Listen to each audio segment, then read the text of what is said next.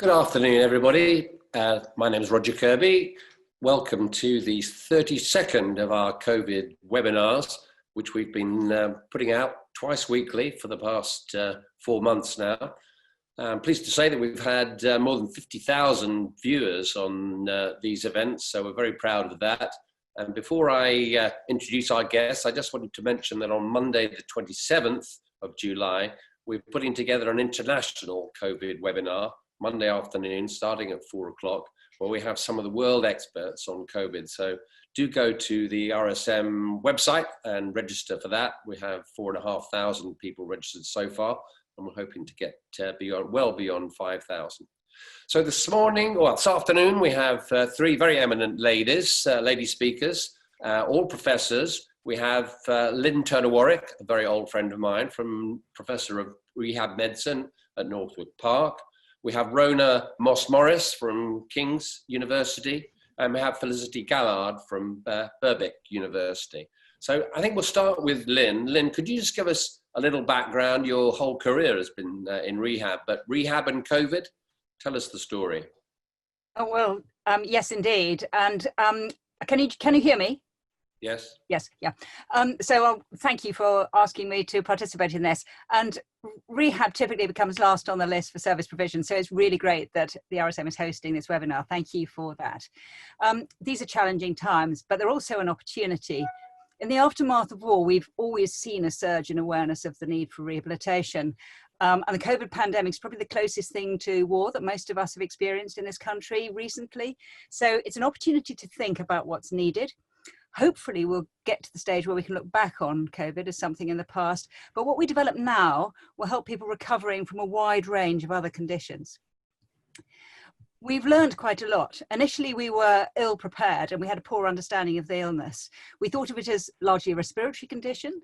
In the early days, we overventilated people. We caused a lot of ventilator damage and had a high mortality. Only about 10% of people ventilated actually survived. Later on, we realized it was primarily a microvascular disease that can affect any organ. And once we started managing the hypercoagulability, fluid balance to avoid kidney injury and all those other effects, we rapidly improved to 65% survival. So it's important to remember that COVID can affect any organ in the body, the lungs, the heart, the kidney, the liver, the brain, the nervous system. There's a wide variety of presentations, which means to say that we need very different types of rehab need. Pulmonary rehab, cardiac, neuro rehab, psychological support. We require a whole range of different services that all need to be working together. And we really don't know the size of the challenge yet. Some patients have required intensive care, often for long periods. They become deconditioned. We know that you lose 3% of your muscle mass per day while you're on a ventilator in ITU. And also, since we learn not to overventilate people, we've tolerated lower levels of oxygen saturation. So some people have had quite prolonged periods of hypoxemia and will have subtle cognitive deficits that affect their ability to engage in rehabilitation and even recognize the extent of their problems. Others have been admitted to hospital, fortunately escaped intensive care, and very many others have remained in the community and just as managed as best they could. In retrospect, probably some of those should have been admitted, especially those presenting early on. But at that stage, we were too frightened and we lacked the service capacity to really accommodate them in hospital. So there's probably large amounts of untreated pathology out there that we really don't know about. In the early stages following recovery, most people are just glad to have survived and are keen to get home. So the long-term effects of the illness only become apparent later on. And it will take time to discover the full effect of the outbreak. We just don't know that yet. What we've been trying to do, lots of different professional groups have perceived the need for rehabilitation, and they've produced guidelines. Those efforts have been poorly coordinated so far. Some of them are contradictory, and we really need to bring these things together. There is a huge shortage of rehab services, and especially in the community, and that's even for normal times, let alone post-COVID. So we need to use what services we have, and we need to build on those. For example, there are over 500 pulmonary rehab programs and another 500 cardiac rehab programs in the country. If we can bolster those with additional services such as psychology, social work and so on, and make them fit for purpose, then we can use them for managing patients with COVID. But we need a systematic way of determining rehab needs. We can't just wait for people to present to us, or some will miss out and we'll just increase the inequalities that we know exist already. Now, in the trauma field, we've been using the rehab prescription for the last 5 or 6 years. That's a handheld prescription that defines the rehab needs of people as they leave the major trauma services and go off into the community. And the same will work for people coming out of ICU, people with COVID. We just need to roll that out. But we also need follow-up interviews for those people who do slip through that net or never get to hospital. Follow-up interviews 2 or 3 months down the line to check how they're doing, what their needs are, try and slot them into services. Ideally, we need a national register. But just one word of warning, I think we've all got much better at using e-communication. And there's been a surge of interest in online programs and self-exercise and so on. And that's going to be really helpful for a lot of people if used responsibly. But there cannot be any one size fits all here. We've got that wide diversity of presentation. And we've got, as I said earlier on, a huge range of pathologies. So before we get people exercising, it's important to be sure that it's going to be safe. We need proper evaluation of cardiac and respiratory function. And we need to take things slowly and in a paced measure, and I'm sure we'll come back to that. People with complex needs will require evaluation by a specialist rehab team led by a consultant in rehab medicine. It's important to realise that rehab is largely a hands-on process. You can only get so much from online interaction. So we need to be reinstating face-to-face consultation and therapy just as soon as it's safe for our staff and patients to do so. But that's a starter from me, and I'm going to pass back now to Roger. Well, thank you very much, Lynn. That's a great overview. Well, we had a question in advance, actually, from Peter Rodriguez. He says, any comments on people not admitted with significant post-COVID symptoms? So, Felicity, you're a professor of social research at Birkbeck, and I know you've had COVID yourself. Can we have your perspective on that question and on your story?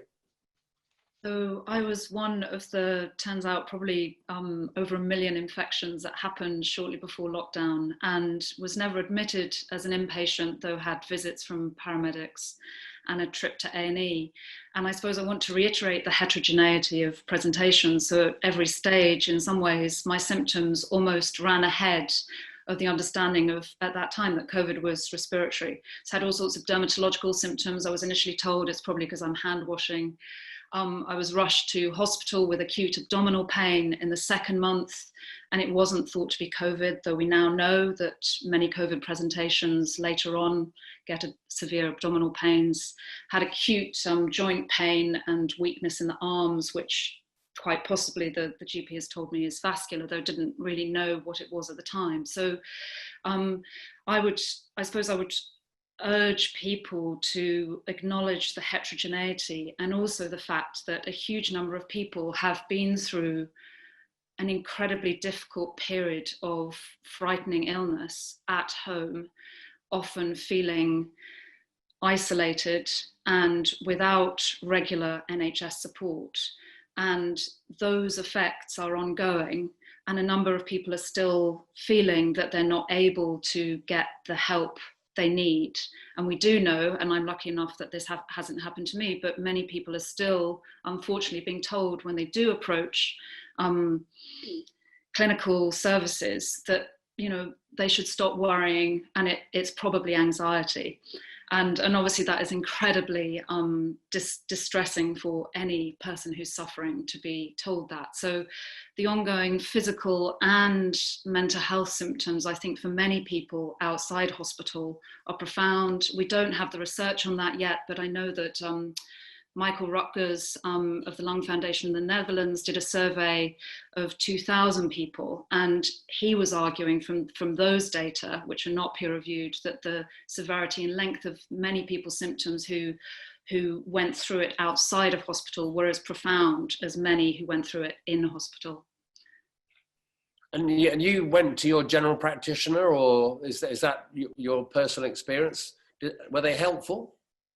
So again, I have found that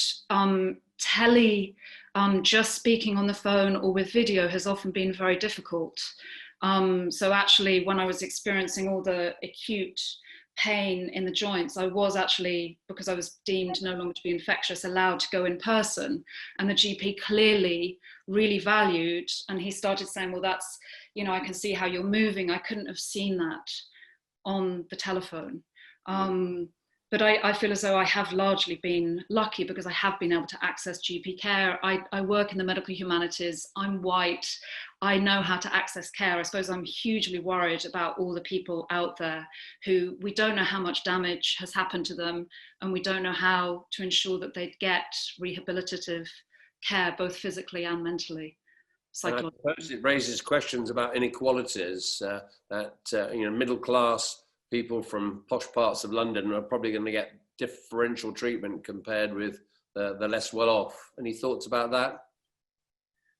I mean, I suppose what becomes really clear is that we haven't yet done the research on the people in the community. So the level of pulmonary, cardiological, neurological problems, we don't yet know that. And so I think a lot of people who are still feeling very unwell, they don't know how severe the problems or how long lasting those symptoms might be. Of course, doctors don't yet know. And I suppose I'm aware that huge numbers of people are they want care, they still feel very ill. And therefore, every clinical encounter is going to be very important, even if the knowledge isn't there, to provide a space in which people do not feel abandoned and in some ways feel held as they continue to suffer and feel as though they're not remotely back to normal yet. Let's go over to Rona. Rona, you've been working with Simon, our president, for years now. And I mean, what are your thoughts? This is a new situation and we're all learning as we go along. But obviously there's overlap with your work in the past. Yeah, I mean, I think there's a few very important things just sort of leading on from both of what Lynn and Felicity said. I mean, one of the things, obviously COVID is very new, but what isn't new is delayed recovery from acute episodes of illness, you know, whether it be an infection, whether it be from a flare if you have a chronic condition, whether you've had an injury. So we can extrapolate some of what we know as to how to kind of facilitate recovery and support people. And, you know, I think what is very clear though is often that support just hasn't been there, particularly in the early stages, and until people have had symptoms for many years often been told or that their symptoms not taken that seriously, can they actually access any help? And if anything else, I think what COVID's really showing us is the importance of getting the right help early on so we don't land up in that situation for so many people. And Felicity's already, I think, intimated some of the things that we can be doing. And I think one of the things that really struck me is that message, you know, just stop worrying and it'll go away. Well, that is nonsense. It's not going to go away. And I think the whole idea that somehow anxiety or worry is something that can just disappear is also incredibly unhelpful. So, you know, if people are, and not everybody is, and we must not assume that the symptoms are necessarily related to anxiety at all, but if you are very anxious, actually you should be offered support. You shouldn't be told, just, you know, go away and stop worrying about your condition and things will settle. So taking the mental health side of things seriously really needs to happen. And also understanding the integration, I think, between the physical symptoms and the mental health sequelae of what's happening, because these things do feed into each other. And that's where I think making sure that psychology is well integrated within rehab services, I think, is important. I think traditionally it hasn't been. It's tended to sit in mental health. I think in terms of understanding delayed recovery, you do need to understand that it's an interaction between genetic, biology, physiology, and we'll learn more of how that relates to COVID. But then there are some commonalities that go across in terms of understanding the things that people can do to speed up recovery. And I think those are the sorts of things that we can be putting in place early on. One is providing the correct emotional support for people when it's needed. The other one is providing the correct behavioral advice as to gradually returning to activity. And it has to be very gradual for some people. Lynn's also talked about the safety dimensions of being properly assessed before you take that on, but it's also not that easy. So just telling people, oh, you've just got to get back on your own, actually it's very difficult to get back when you have symptoms. So it's actually doing that in a very guided and a very systematic way with methods that we know. You really want to avoid things like boom and bust behavior, which is very common in recovery. People have a day where they feel well. So, you know, they think, okay, I'm well, so I'm going to really take advantage. And then they forget how sick they've been. And that actually can be very detrimental, because people go through the cycle of pushing too hard and then feeling like they can't do anything. And ultimately that affects things. And one of the things particularly that gets affected is sleep. Because what happens is people often don't have a good regular routine because they're adapting to their symptoms, napping a lot during the day and so forth, and actually helping people build a regular routine even when they're unwell. You can do things like nap regularly at a regular time rather than erratically, so that you can get your sleep-wake routine in a better space so that you can sleep better. So there are lots of things that we can actually do early on with the right support, but the key thing is not to think that these things are actually easy to do. And people do need guidance and help as to how to do it. And that's where I think there's still quite a bit of work, as Lynn says, in terms of joining up the approaches to do this. Great. Well, let's go back to Lynn. Lynn, you were at Northwick Park, which I think was one of the hospitals worst affected in the early days when London was the epicenter here in the UK. I mean, obviously there's a spectrum from the most severe patients who've been on ITU for a very long time through to milder problems, and we've got questions coming in about dealing with both ends of those. Michaela McLean, long question about post-ICU syndrome. So tell us a little bit about what happened in Northwick Park. Everybody would be interested in that. And then how are you dealing with those many, many patients who were on your ITU? We had the rather dubious distinction of being the first hospital to run out of intensive care space, and so we had to pass a lot of our patients out to other intensive care units and to the Nightingale Centre. Once we got through that and the patients started to come back, we then had a real problem, because actually patients were literally coming back, and we would get a call saying they're in their way in a blue light ambulance, and we wouldn't have any information about them. So one of the things we've done with the Intensive Care Society is to develop a tool for being able to quickly triage the initial presentation, work out what the various problems are, whether they're respiratory, whether they're still needing respiratory support, the other types of problems, physical problems, neurological problems, and so on, that actually translates into the rehab needs. So that essentially what it does is, if they've got a score of less than 5 on various different items that are flagged, they need to see a physio, they need an OT, they need a psychologist, they need a speech and language therapist, so that as those patients came back, we could get them very quickly around that person, help to obviously do their own detailed assessments and unpick all the complexities of things like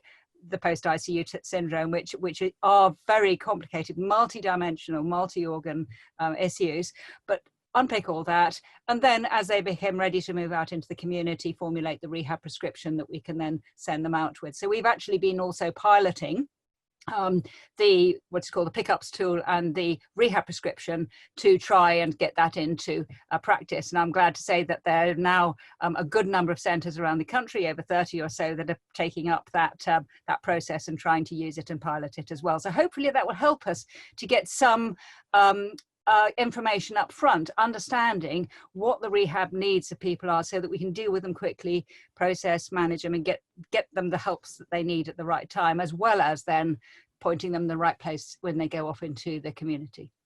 Three sort of syndromes, the pulmonary or ventilation syndrome, the cardiac and thrombotic, and then the neurological or psychological. Which are you finding needs the most emphasis, or is that a naive question? Slightly naive, I think, if I'm honest. I mean, I'm just a surgeon. With a different combination of problems, and the combination of those problems feeds in so that the whole is a great deal worse than the individual ones. So clearly we're exercised when people are still needing ventilatory support and those sorts of things, but equally we can see much more subtle things, such as I mentioned, the cognitive problems. Some people are still coming out of intensive care with delirium, but this is not confined to the people who've been in intensive care. Equally, we have people who are presenting in the community who say that they feel that they've, having some problems with memory loss and remembering things. So I think we're seeing some of these subtle effects. And of course, quite subtle cognitive problems can prevent you from being able to think straight, and therefore use the skills that you would normally have to try and access and find your way around services. So it's the combination that's the issue, and that's why we need to be thinking holistically about people. And the concern is it's not going to be good enough simply to say, oh, everybody needs pulmonary rehabilitation or everybody needs cardiac rehab. It's got to be much more holistic than that, and we've got to work together to make sure those services are bolstered. What I would say is there's been a huge area of cooperation, I think. I've been working in the NHS now for 40 years, and early on it was a very exciting cooperative place to be. Over the last 2 decades or so, it's become rather run down, and we've gone into our own silos. And one of the fantastic things about COVID has been that everybody has pulled together. We've worked outside our normal zones of comfort, and we've worked together, and we found a way to go about things that we didn't have. Northwick Park also had the dubious distinction of running out of PPE first, and there was a picture of some of my nurses with bin bags on their heads just because they were coping with what there was. So we're finding ways around to do things without necessarily using sort of huge resources, but being innovative about it. And I think that's an exciting thing. If we can keep that innovation going, I think it'll help everybody a lot. Let's come back to Rona, because one of the questions has come through about low oxygen levels in these patients, some of whom got ventilated, others got nursed in the prone position with CPAP and so on. I mean, are we able to analyse which patients have actual a long-term negative impact because of the disease in terms of low oxygen levels at the time, Rona? I mean, I think we're probably going to have to do the studies on that to know whether, low oxygen levels do cause longer term problems. I don't think, Lynn can correct me if she's probably more of an expert on oxygen levels, but certainly I don't think that we necessarily know what are the predictors of poorer outcome yet. And I think there are a lot of longitudinal studies being set up to try and understand outcome, because we do know that some people who've actually been quite severely ill actually seem to be doing okay, and other people with much milder conditions don't do so. I don't think there's going to be one easy answer to all of that.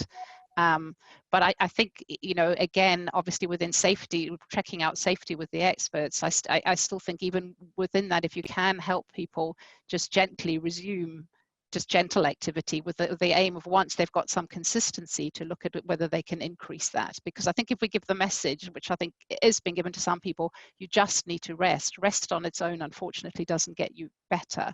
You need to rest up, undoubtedly, but then you also need to move towards a kind of gentle return to activity. So I think those are probably quite important things. But I think also for any of the patients who've been managed prone and ventilated and all those sorts of things, I think we do need to be aware that there's potential for quite serious mental health difficulties along the line, like post-traumatic stress disorder. Again, we don't yet know what percentage. We can imagine that there's probably going to be a lot, but within the BPS drew up some guidelines for hospitalized COVID patients. And I think one of the messages we're getting, we need a lot more for community people too. But for the hospitalized patients, I think the recommendation is there's a routine follow-up at least at 3 months, because you might not see the PTSD early on, the post-traumatic stress disorder early on, because people might be so relieved that they're still alive. They might be very relieved to get out of hospital. So you get, sometimes almost a euphoric, quite positive feeling, and the more traumatic memories might come back a little bit later. So I think we mustn't think just because people are okay when they leave, they're necessarily going to be okay 3 months down the line. So some kind of a routine place for people to check in again, I think, is quite important. I've got a couple of questions. Paul Garner, I think he's an expert on this area. He says, is there clear NHS guidance for patients with chronic fatigue to pace at the right speed and avoid boom and bust, which is something that you just mentioned. So, Lynn, do we have clear guidance? And then tell us a little bit about the Mary Seacole centres, which I think are springing up. Well, sadly, I mean, we don't yet have clear guidance, and again, it is an individual thing. I would stress again the importance of getting a proper checkup on cardiovascular respiratory function before embarking on exercise programs, and make sure that it's being done under adequate supervision. So. Of the things that have been put in place for rehab, and as usual, I would have to say that early on the government rushed off and ordered hundreds of ventilators, which turned out to be not really what we needed at all. There's been huge investment in antigen and antibody tests we don't really know how to interpret yet. Relatively speaking, there's been much less investment in rehabilitation. There are a couple of programs out there. There's the Mary Seacole Centre that's been developed in the old building that was occupied by RAF Headley Court. There's been very little consultation of any of the rehab experts or the rehab physicians in terms of how that's set up. We actually have very little information about it. As far as we can tell, they're not registered with any of our usual programs for looking at rehab needs and outcomes and so on. So we just don't know whether that's the right thing. I'm sure it would be helpful for some people, but it's certainly not the solution for everybody. Similarly, there's a new program that's recently started called Your Rehab Recovery, which is a sort of online assessment built out of Leicester with some good, I think, initial assessments, and then trying to help a tailored online program. Again, that will be helpful, but we need to coordinate these things with the existing services, because we do have some quite good rehab services already existing, as I've said, and we need to be sure that all of those are working together, and there's a proper system for triage to identify and record people's needs and make sure that they get to the right service for them at that particular time, according to their individual needs, rather than just being slotted into something because it's the latest thing that came across somebody's desk. There's a nice question actually mentioning Felicity Callard. He said, David Murphy says, very pleased to hear Felicity talking about the needs of those who haven't been hospitalised for COVID. And I think there is a risk that we focus so much on the people who've been on ITU, and there's so many people who almost ended up in hospital, like you, Felicity. And he points out there are some support campaign groups. He mentions longcovidsos.org.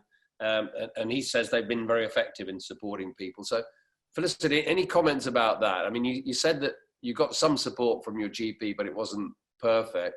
And did you any knowledge about these support groups that are springing up? So again, I think a huge amount has been done by patients who've been outside hospital. And I think a lot of that work is actually to insist on the heterogeneity. So in some ways, keeping open, I mean, we're talking about rehabilitation and in some ways recovery, but there are a lot of people out there who still feel potentially in the acute phase. We don't understand what is being called long COVID actually contains. It likely contains a multitude of things that are going on.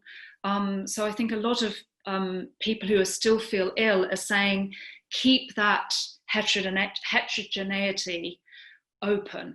So I think when Matt Hancock has referred to problems as post-viral fatigue, clearly some people are experiencing fatigue. Not everyone with long-term symptoms is experiencing fatigue, and it's not necessarily purely understood through the lens of post-viral fatigue. So I suppose one of the strengths of this capacious term long COVID is it's etiologically open. And again, I think it allows us to insist on personalized assessment of what is going on for different patients. So really to ensure that we don't kind of get locked down one path of what will help someone recover without actually knowing what's going on in their body or mind. I suppose the other thing to emphasize is that so much of what we know around what helps people recover socially is much harder to do when we're still socially distancing. And what, huge numbers of people are, if people's mental health is being battered, a lot of that is because people are worried that they're being forced back to work because they've run out of sick leave. They're worried about paying their rent. They're worried about they can't access their friends. They're worried about getting on public transport and they're kind of still trapped in their homes. So all of those social factors that we know are hugely important for rehabilitation are much harder to do. So I suppose, and again, there's no obvious way that NHS services can address all of that, but I keep on thinking about what we need to do to try and keep the wider terrain in play to understand why many people are still feeling so unwell. I guess there's a huge potential for charity support, isn't there? Maybe this is a question for Lynn. Aaron Babora says, in A&E, I think he must be working in accident emergency, we're seeing lots of people with various vague symptoms that we think are post-COVID. Apart from doing some basic tests, there's not much we can do. We end up sending them back to their GPs, who are similarly at a loss. Any better ideas, says Aaron. Tricky. Yeah, well, I mean, again, I think this is where it comes down to really trying to be systematic about looking at these needs, because I'm hearing this, you know, from lots of quarters that people seem to have these wide ranging needs, but nobody quite knows what to do with them or how to slot them in. There are a number of tools that are being developed for trying to identify the different types of needs. There's a screening questionnaire that's come out of York, looking at the various types of symptoms that people may have and present with. And I think that, again, if we could use tools like that to help systematically go through, try and see where the problems are, and then translate those into, so if you've got problems in these areas, this is the type of specialty you need to see, and you know, this is how we need to take it forward.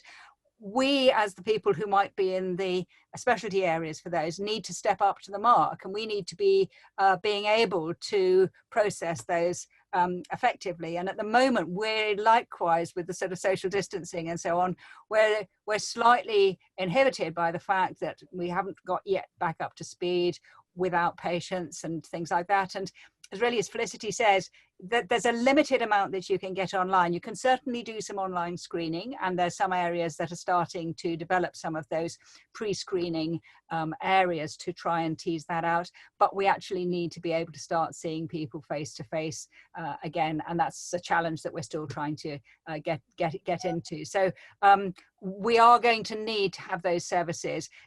We need a map, if you like, a roadmap of what sort of symptoms would channel people into what sort of services, and then locally we need to define what the sort of services are that should be the referral pathways for those patients. We haven't begun to do any of that, and the more we've got these individual services popping up here and there which aren't connected, the more problematic it's going to be. But I think things like, you know, your rehab recovery is starting in the right direction, and we probably need to expand that model and get clear about it. That's a pretty important takeaway message. We're almost running out of time, but let's go back to Rona, because I mean, Rona, your side of things must depend on communication with patients, and it brings us back to the issue, societal issue of diversity and language problems, especially in London, in certain parts of London, where down in Kings and up in Northwick Park around there. I mean, how do we deal with the fact that a lot of our patients don't speak English as their first language? I mean, I think that is very challenging for all of us, and obviously the logical way is to have interpreters that can help. I think it also, from a longer term perspective, in terms of offering rehab and psychological therapy services, one of the things that we're trying to tackle at King's, and you know, this doesn't help solve the problem here now, but is becoming much more inclusive and diverse in the intake of people that we bring in for training, so that we have a workforce which is much more able to actually deal with the needs across the BAME community, which I don't think we currently do particularly well. I think I think it's become particularly clear this year with COVID, with Black Lives Matters, with all of these issues, that actually improving our treatment for diverse groups is going to be incredibly important. And some of that will be around language, but even more than that is just making services accessible and welcoming to more diverse people, so that it's not just, as Felicity said, you know, people like us who maybe can go and access services, but how do we reach out and let people know that there are opportunities available? And I think it's particularly the non-hospitalized patients who are often living, you know, people living in quite overcrowded conditions, people who've had to spend lockdown in a tiny flat with no outdoor space, who probably were much more vulnerable to getting COVID because of overcrowding and so forth. You know, what are we trying to do to reach out and support these people? You know, even with, you know, we have a lot of public health campaigns, but they don't give a huge amount of information, even like wearing masks. How do you wear masks safely? What are we doing to ensure that that information is getting out to people so that they understand what mask wearing is and how not to do it? There's a huge amount of behavioral research, to me, that really isn't happening to prevent the next wave happening if we can, but also to keep people safe and well and healthy. So, you know, even there's the recovery from COVID, but there's even more, there's how do we help actually more people not get it within these communities. Thank you. So Lynn, I think we're nearly out of time, but we were talking before about the possibility of a second wave, and our Prime Minister seems convinced that rather like the First World War, it'll be over by Christmas. But I mean, I would think that's a little bit naive. What are your thoughts on second waves? I'm afraid I do think it's naive as well. I mean, we know from the Spanish flu in 1918 that there were 3 waves in point of fact, and it was the middle one that was the biggest one. We'll be coming into the autumn. Coronavirus is basically a seasonal virus, and therefore we can expect that it will be worse in the autumn winter time. So sadly, without trying to be alarmist, I would say that we must prepare ourselves for the fact that there will be a second wave, and it may be a lot bigger than the first, and we're going to have to prepare for it. So I think one of the things we need to do is clearly we need to be prepared to reopen the intensive care centres and so on. But also I think this time we need to be more on top of it. We need to be more on top of those people who are going to be managed in the community. We need to be thinking about, you know, getting them the right help early on, making sure that they're getting the right supports to check whether they're developing coagulopathy and things, rather than waiting until they're, you know, almost literally at death's door before we bring them into hospital or get help to them. So I think that's really important. We need to push for rehabilitation. We need to work together in order to do that, but we need to keep pushing with the government that, you know, this is what we do now is not only going to be helpful for those people who have COVID specifically, it'll help in the future for anybody who's recovering from a severe illness or injury going forward. So if we can get it right for COVID and we can get it right going forward, we will have done people a huge favour, and, you know, that's what's probably going to make the biggest difference to patients. Well, thank you. I think we better finish there, but don't go away. So I just wanted to say thank you to Lynn, thank you to Felicity, thank you to Rona. Very articulate description of an issue that we could really spend a whole afternoon talking about.